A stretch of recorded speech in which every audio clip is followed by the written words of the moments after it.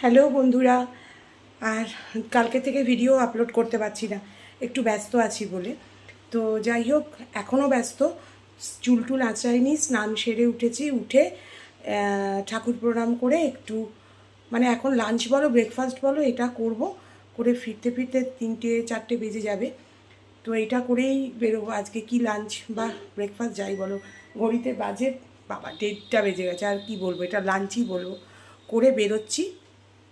তাই তোমাদের দেখাই কি লাঞ্চ করছি আজকে। আজকে লাঞ্চের মধ্যে রয়েছে শসা, পেয়ারা আর টমেটোর বীজটা ফেলে দেবো, আর 2টো ডিম সেদ্ধ। আর এদিকে ঘড়িতে দেখো 1:30টা বেজে গেছে, মানে 1:30। তো যাই হোক, আমাকে এইটুকু খেয়ে বেরোতে হবে। ফিরতে ফিরতে 4টে তো হবেই, তাই জন্য আমি চেষ্টা করছি যে এটা খেয়ে বেরোই।